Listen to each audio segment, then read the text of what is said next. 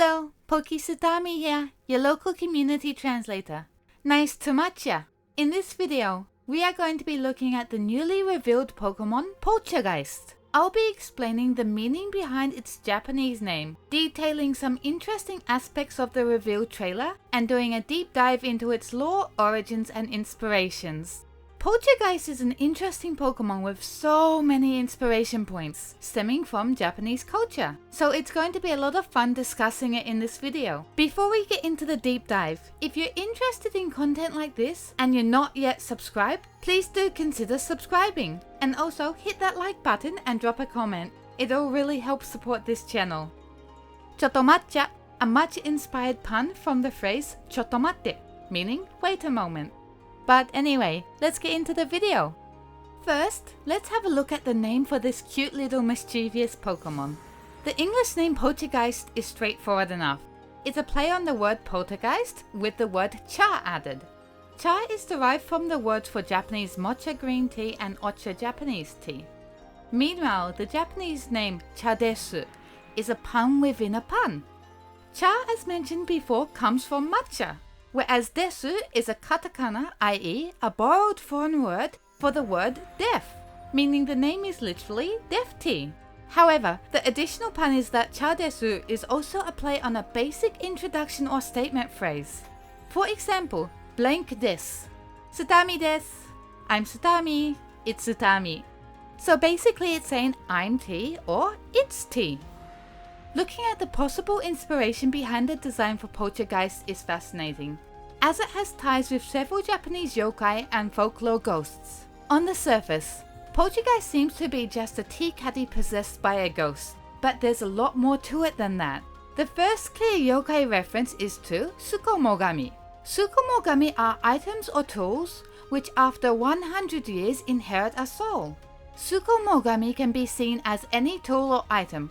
Umbrellas, fans, teacups, the list is endless. Because of the stories of Tsukumogami, many people would dispose of items before the item would reach 100 years old. In the reveal trailer, we see the passage of time. We also hear the narrator state that after many years of neglect, the tea caddy started moving on its own and suddenly transformed. This heavily hints towards Poltchageist drawing inspiration from Tsukumogami. However, on another note, there is also some information from the reveal trailer that points towards a secondary inspiration, that being Onryō. Onryō are vengeful human spirits that possess humans or animals. However, as just stated, they are said to possess the bodies of humans or animals, in particular women. In the reveal trailer, the narrator states, "People say the tea master's regret still dwells in this caddy," implying that at least in this particular story, that people believe the spirit of this Poltchageist isn't just the spirit it obtained, but the spirit of the tea master, meaning the vengeful spirit of a human. But the main issue here is that the tea caddy is not a living being, but an item. But this could easily be an intentional ignored aspect. After all, it's all just a made-up story, right? However, for every Poltchageist to have the spirit of a vengeful human, that would have required a lot of grumpy old tea masters.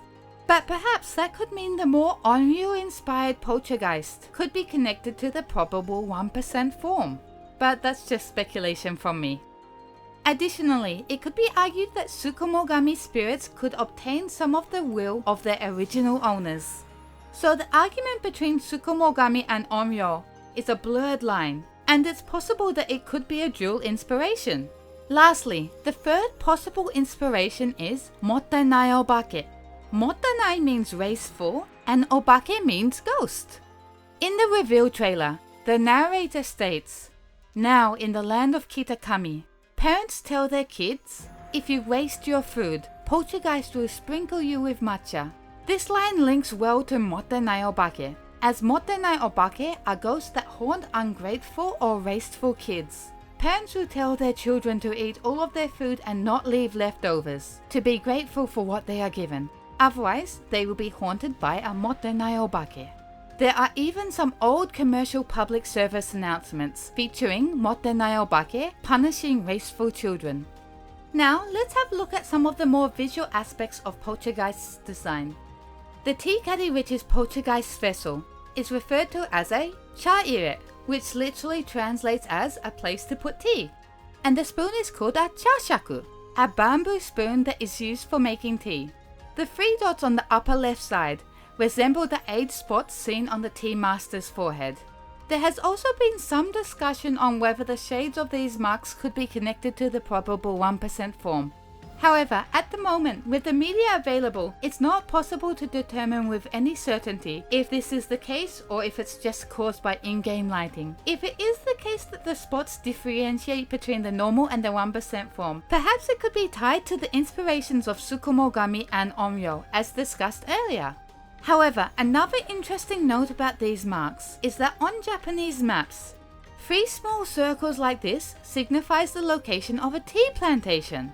So if you ever find yourself in Japan and searching for a tea plantation for some reason, just look for this symbol on a map. In the reveal trailer, we also saw Poltchageist mending cracks in various items, from teacups to mobile phones. This is in reference to the practice of kintsugi, in which pottery is mended using lacquer mixed with powdered gold, silver or platinum. However, in Poltchageist's case, it uses matcha to mend cracks on all the items. And to finish off, we'll look at the ability for Poltchageist. The Japanese name for the ability is omotenashi. The closest English equivalent would be the hospitality a host shows to their guests, but on a rather grander scale. The term omotenashi has strong ties and historical links to sado, Japanese tea ceremonies. The concept is that the tea master wholeheartedly attends to their guests. Another strong link to the practice of tea ceremonies can be seen in the footage of the sample gameplay, which released after the initial reveal trailer. Here we can see Poltchageist make an elegant slight bowing motion. This is ojigi, meaning bowing. While bowing is an important part of Japanese culture in daily life, the act of bowing is crucial during tea ceremonies and at certain times required. All in all, I'm personally very fond of the design for Poltchageist. The visual aspects of the design are nice, but for me, the lore and the many inspiration points that went into this design are truly fascinating. What is your opinion on Poltchageist? We covered a fair bit in this video. I hope you found it informative. I just wanted to note that I am nowhere near a tea ceremony expert, or even a yokai expert. My personal experience with tea ceremonies is minor and quite a long while ago, and my knowledge of yokai has been built upon slowly during several years of interest in the subject. But as the world of yokai is so large, there is so much more knowledge out there. Also, So was able to provide some valuable insight as a native Japanese. I will include various sources in the description below if you're interested in learning more about the discussed topics. Thank you so much for watching. Before you leave, please make sure to subscribe, like and comment. And also, sharing this video helps a ton. But for now, it's time to say bye bye. Matcha ne.